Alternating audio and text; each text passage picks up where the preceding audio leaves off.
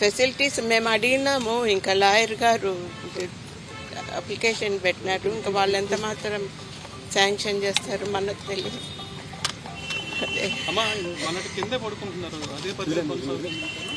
నేను అడగలేదు ఆ క్వశ్చన్. నాకు ఎక్కువ బాధ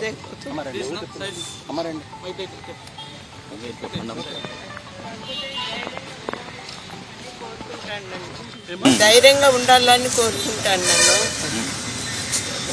వీళ్ళు కూడా కొంచెం బాగా చూసుకుంటే బాగుంటుంది. మరి నిందితుడు అంటున్నారు కానీ ఇంకా తప్పు చేసినాడు అని ఏమి దానిపైన ఏమి లేదు. కాబట్టి కొంచెం బాగా చూసుకుంటే బాగుంటుంది. మరి టెర్రరిస్ట్ను అట్లా చూసుకున్నట్లు లేకుండా బాగా చూసుకోవాలన్న కోరిక. నేనేదో ఎట్లున్నావో ఏమి అన్నదంతా లేదు. బాగా తిను, హెల్త్ బాగా చూసుకొని అయినా ఉన్నా. ఏదైనా అవసరం అయితే వాళ్ళకి చెప్పుకొని అంతవరకే మాట్లాడిన ఉంది. దానికి ఏదో ఇంతకుముందు యోగా పోతా ఉన్నారు, చిన్న ఎక్సర్సైజ్ అదే చేసుకుంటా అని చెప్పినారు.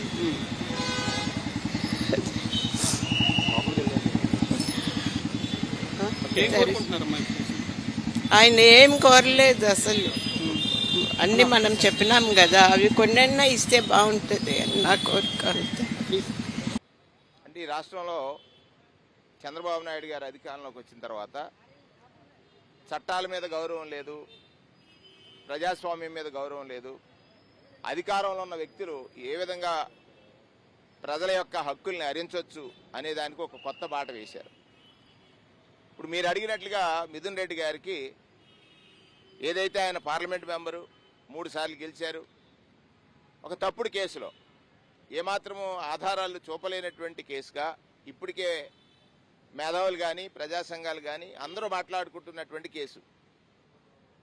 అంటే తనిచ్చినటువంటి మాట ప్రజలకి పోషించుకోలేక ప్రజల్ని ఏ విధంగా డైవర్ట్ చేయాలి, వాళ్ళ దృష్టిని ఏ విధంగా మరల్చాలనేటువంటి చేసిన ప్రయత్నమే ఈ కేసు. ఇందులో న్యాయస్థానం వారికి కొన్ని హక్కులు కల్పించింది. ప్రజాస్వామ్యంలో అది ప్రజాస్వామ్యబద్ధమైనటువంటి చట్టం కల్పించినటువంటి వెసులుబాటు. ఆయనకి సర్వైకల్ పెయిన్ ఉందని, ఏదైతే పార్లమెంట్ మెంబర్గా ఆయనకి ఫుడ్ ఇంటి నుంచి ఇవ్వాలనేటువంటి, ఇంటి వంట ఇవ్వాలనేటువంటిది వేసినప్పుడు ఇంతవరకు మరి ఎప్పుడు మనం చూడలే.